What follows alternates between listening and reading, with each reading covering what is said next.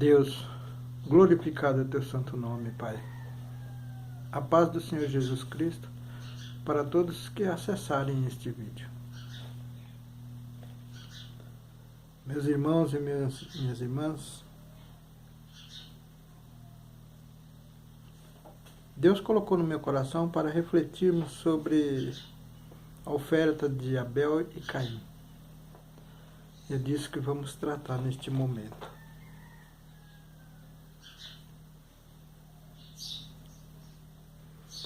E aconteceu ao cabo de dias que Caim trouxe do fruto da terra uma oferta ao Senhor.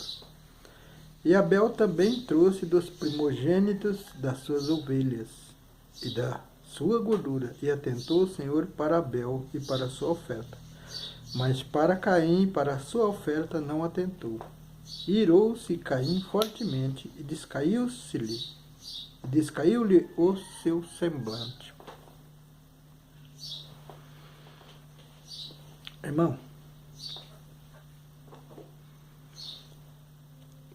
veja que houve uma tristeza em Caim, a princípio. E também, como o diabo usa, como as trevas usa os nossos momentos de fraqueza para nos voltarmos contra Deus. Porque o primeiro pensamento possível de alguém triste. E Abel trouxe dos primogênitos de suas ovelhas, de sua gordura, e atentou o Senhor para Abel, mas para Caim, para sua oferta, não atentou. Se coloca no lugar de Caim. Se eu fosse, eu já ia pensar, bom, eu trouxe primeiro a oferta, por que Deus não atentou para mim? A minha ignorância humana, eu tomei atitude, ninguém tinha pensado em oferta, eu pensei. Você percebeu quando Deus falou, não julgueis para não ser julgado? Por quê? Porque eu pensando desta forma, eu estou desconsiderando a capacidade de Deus. Eu não estou desrespeitando a santidade de Deus. Porque para Deus não é o primeiro que se apresenta que agrada a Deus, mas o que se apresenta corretamente. Então, isso no dia a dia acontece conosco, sabia? E às vezes, nós não é que somos só porque somos maus, não é por causa da ignorância espiritual. Às vezes, nós nos apegamos ao acontecimento imediato que aconteceu ali no momento e nos justificamos naquilo. E não paramos para dar um tempo à nossa consciência para ela processar as surpresas, né, que aparecem no nosso caminho. E então tomarmos uma atitude correta, porque juízo de valor todos nós precisamos fazer. Mas não julgar. E quando fazemos juízo de valor, julgamos as coisas que fazemos juízo de valor. No entanto, julgar as atitudes e os atos alheios, mesmo usando a palavra de Deus para se posicionar, nós estamos colocando naquele caminho que seremos julgados com a mesma medida, não é mesmo? Porque o julgamento pertence a Deus. Deus, sim, julga com juízo justo, reto, santo. E o jugo de Deus é justiça. E oportunidade de aprendizado. Porque Deus não é vingativo. Ele fala, a mim pertence a vingança. E se você observar bem porque ele diz isso, é porque ele corrige, ele faz uma correção na sua criação toda vez que ele exercita o seu juízo. Por isso ele chama de vingança. Porque naquele momento onde os seus criados, a sua criatura sofre por causa das escolhas feitas, das más escolhas, por usar o mal, o livre-arbítrio para más escolhas, nessa hora Deus precisa corrigir, precisa trazer a sua criatura para o caminho certo. E Ele sabe que ela sofre. Ele sofre com ela. Quer ver um exemplo? Se não me falha a memória, é no livro de Isaías Deus fala. E eu darei gritos como uma mulher que está de parto naqueles dias. E sararei a minha nação. Limparei a minha nação. Então veja que se Deus, na ira dele, dá grito como uma mulher que está de parto, não é de alegria, é de dor. Dor por quê? Por ver sua criação sendo punida, sendo repreendida, mesmo ele repreendendo. E Abel não observou esse detalhe, né? E assim nós também fazemos, somos os Abels da vida. Ah não, irmão, mas eu sou crente, eu sou lavado e remido, eu não sou Abel. Tá bom, irmão? Então quando você vê seu irmão morrendo e você não se move por ele, porque ele não é assembleiano, ou não é congregacionista, ou não é Deus é amor, ou não é presbiteriano, ou não é adventista, ou não desceu as águas como eu e você, e nós não nos comovemos, não estamos votando contra Deus. Quem criou a criatura? Você está percebendo, irmão?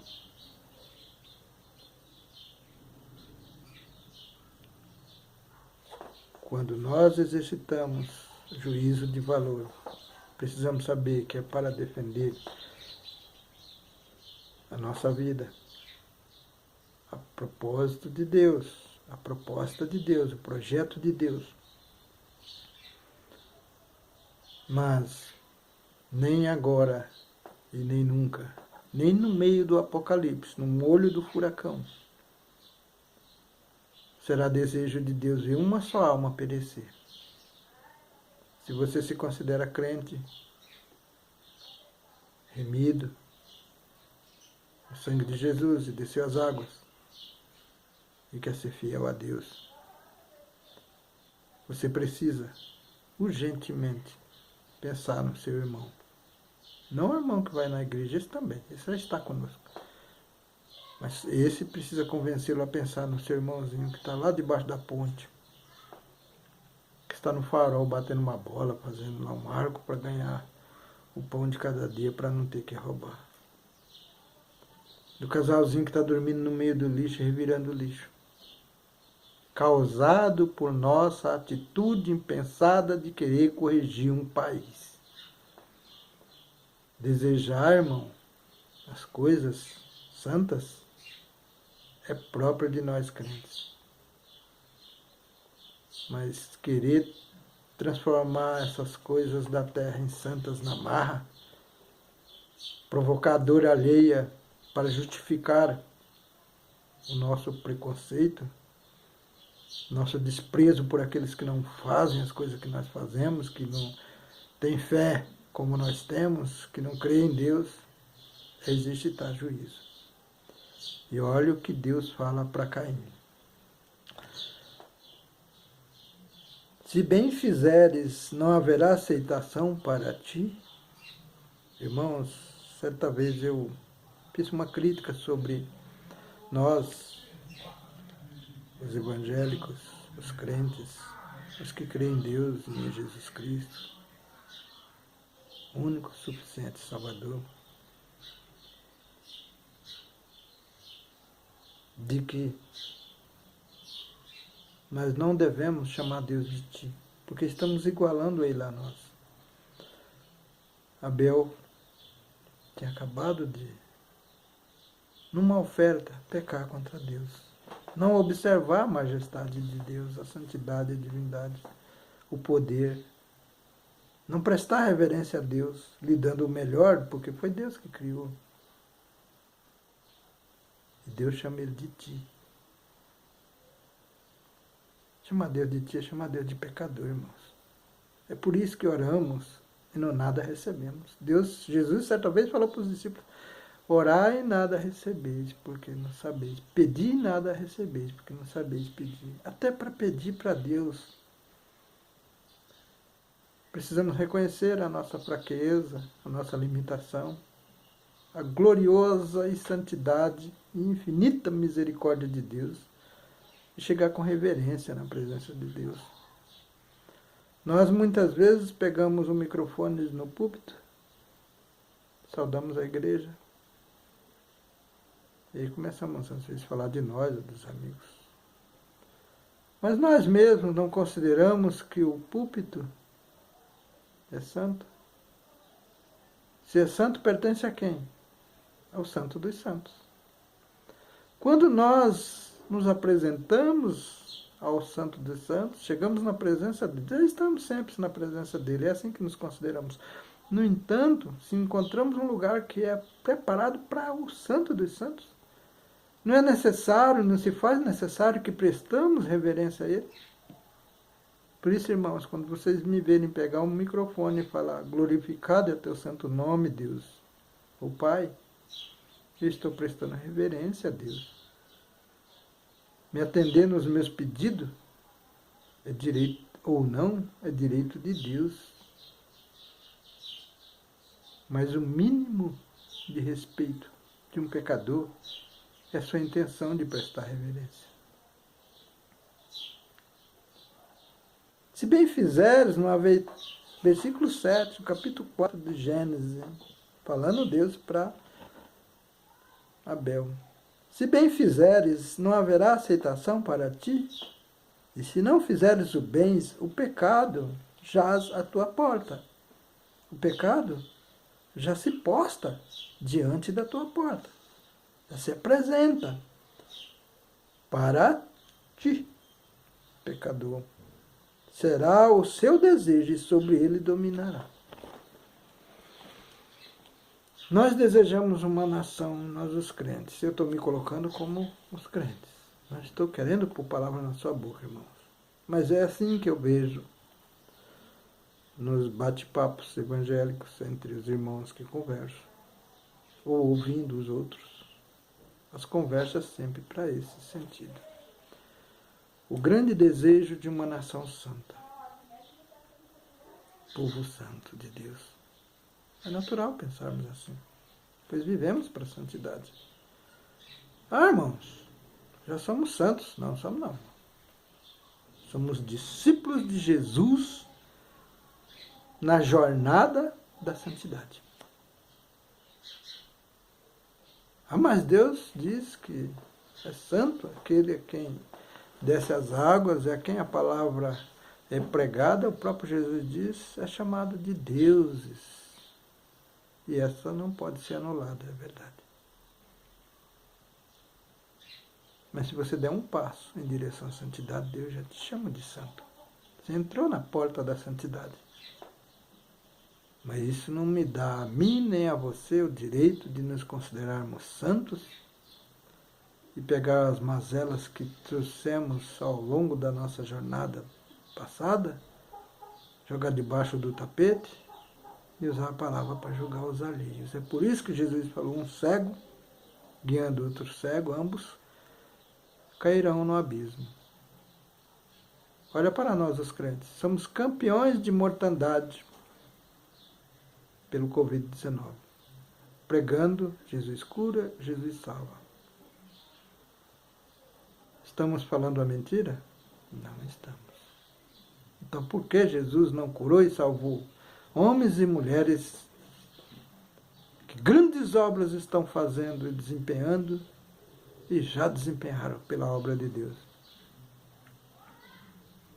É porque muitas vezes, irmãos, na vontade de servir a Deus, na ansiedade e os resultados que são cobrados diariamente dos líderes que também querem fazer o melhor para Deus, os que são sérios, os que são santos.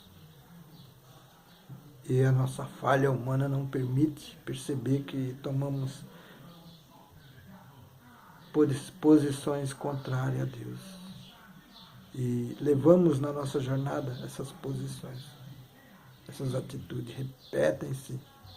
Glorificado é o teu santo nome, Senhor. Santo, santo, santo, santo, santo, santo, santo, santo, santo, santo, santo, santo, santo, santo, santo, santo, santo, santo é teu nome, Deus. Eu repreendo tudo aquilo que não pertence ao teu trono, Senhor. Em nome de nosso Senhor Jesus Cristo.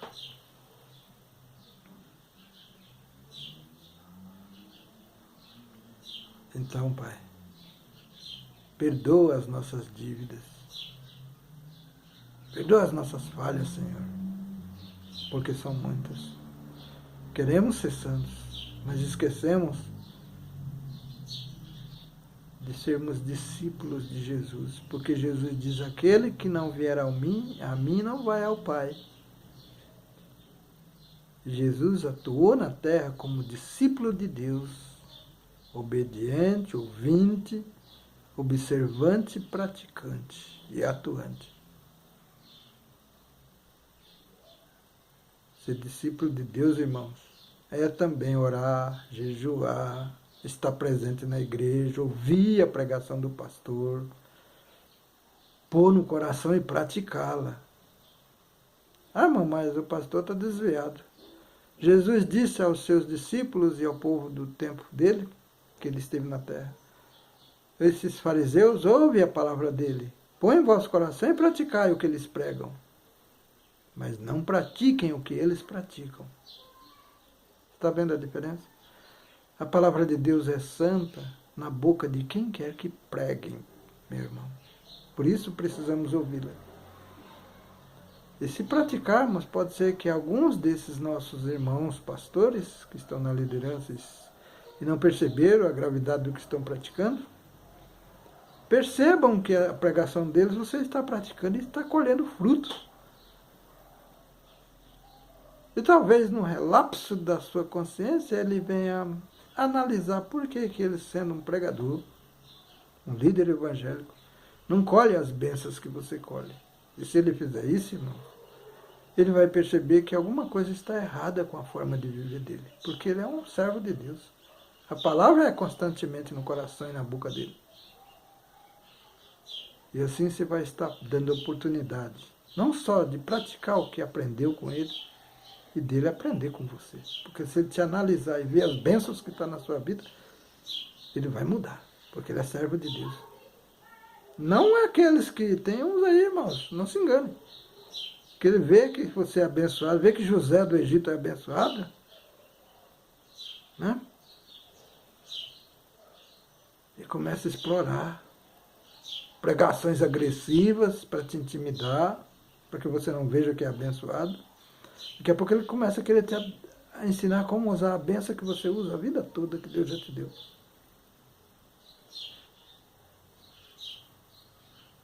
Mas o verdadeiro servo de Deus, o verdadeiro pastor, faz que nem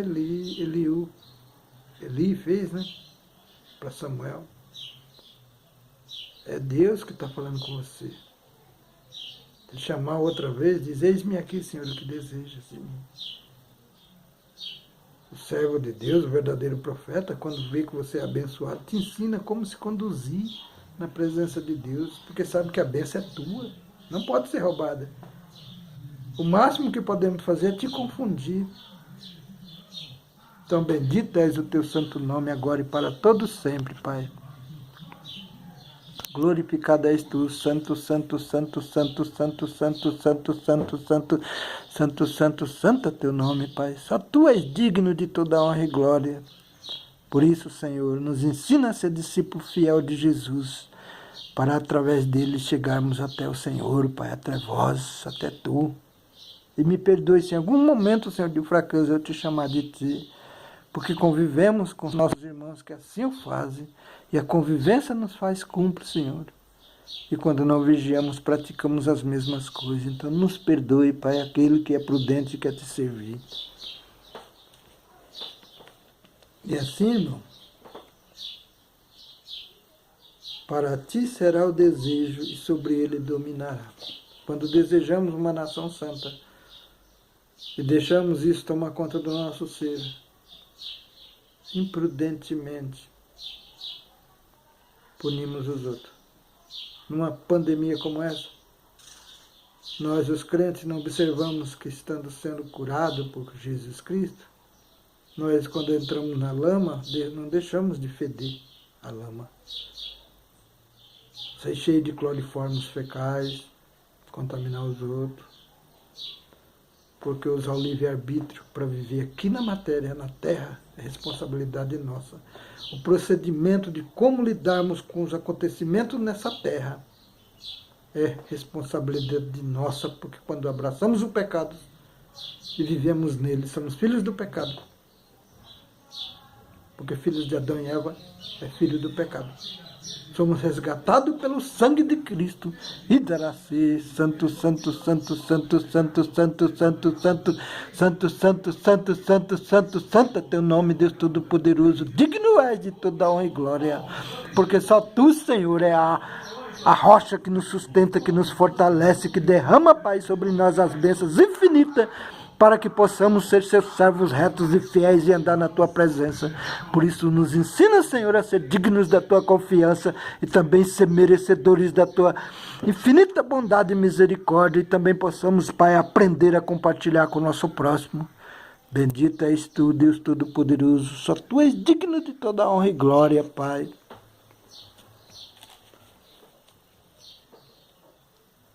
Quando Deus disse a Caim: e para ti será o seu desejo, e sobre ele dominará. Nós dominamos o desejo da nação santa. E não nos importamos de contaminar o nosso semelhante e permitir que ele morra. Quando Deus preferiu ser sacrificado a permitir que alguma vida perecesse por causa dele. Quando Deus, através de Jesus, sofreu as humilhações por causa do nosso pecado. Porque agora nos sentimos na responsabilidade de nos achar ser santos e os demais que se virem. Chegou a hora da colheita? Não, não chegou, irmão. Se chegássemos, também estaríamos colhendo. Ou nos julgamos acima da lei, acima do pecado, acima dos pecadores. Jesus disse: perseverai até o fim. Até o fim. E receberá a coroa da vida. Somente aquele que perseverar até o fim receberá a coroa da vida. Se nos julgamos capazes de desprezarmos o que não são da nossa fé e permitir que ele morra por nossa culpa, e não pedimos perdão por isso, é porque não reconhecemos que isso é nossa responsabilidade. Eu peço perdão pelas minhas falhas nesse Covid. E peço perdão pelos meus irmãos que congregam comigo ao Brasil e aqueles que perderam suas famílias. Peço perdão pela minha igreja, que tirou a máscara quando deveria ter usado máscara, dando exemplo de preocupação com a vida alheia, dando exemplo de amor com o próximo, sabendo que está curado e salvo, remido no sangue, mas está usando as bênçãos para cuidar. Fazendo isso, não estamos nos colocando contra Deus. Não é desejo de Deus que o nosso semelhante morra. É consequência das nossas mazelas. E todos nós somos cúmplices da fraqueza do nosso próximo. Não sou, porque eu estou na igreja, eu congrego, eu estou em comunhão com a igreja, eu recebo a ceia, eu faço jejum, eu vigílio, É verdade, irmão, você faz tudo isso.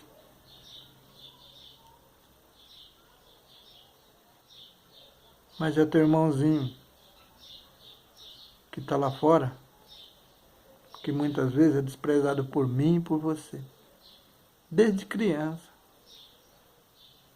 Certa vez um irmãozinho bateu no meu portão e eu me peguei sem nada na minha casa, pedindo alimento. Mas a consciência me pesou e eu voltei. Depois que ele foi embora, eu fui procurar. Até que uma hora eu encontrei 2 bananas. E me senti culpado. Porque eu me preocupo com aquele que passa fome. A nossa geração não está nem aí se o outro está lá na rua. Você passa com o seu carrão e está um monte de gente deitado na calçada. Nós chamamos de preguiçoso porque não luta, não é mesmo? Talvez, irmão, se eu e você fosse tirar da nossa oportunidade, se alguém nos criasse à margem da sociedade, sem direitos, sem respeito, toda vez que você fosse bater numa porta de um emprego, por menor que ele fosse, por mais insignificante que você considerasse ser até a tua altura, como faxineiro, ajudante de faxineiro, e alguém te desprezar porque você está fedendo a lixo, e toda vez que você tentar tomar banho só na poça d'água ou no esgoto da cidade, talvez eu e você, se passarmos por isso, a gente vai ser mais humano. A gente vai entender um pouco mais o que Jesus falou. Nós não estamos sendo discípulos de Jesus. Nós estamos lutando contra o próprio Cristo. Deus é vida em abundância. O juízo pertence a Deus e não a mim e a você. Se você considerou relevante esse vídeo, se inscreva no canal. Ative o sininho da notificação. Lembre-se, quando orar, de entrar em vosso aposento, em vosso quarto. Se não tiver um quarto, entre na sua própria mente. Deixe os outros gritar em volta de você, mas entre só nos seus pensamentos e ore a Deus em secreto. E o Deus que ouve em secreto atenderá o vosso pedido. Mas não chame ele de ti, não. É vós, Senhor, tu. Santíssimo Deus. Se ninguém te explicou isso, eu estou te explicando. Aprenda a chegar na presença de Deus para que você ache graça na presença dele e receba as bênçãos que ele tem para você. Fique na paz do nosso Senhor Jesus Cristo.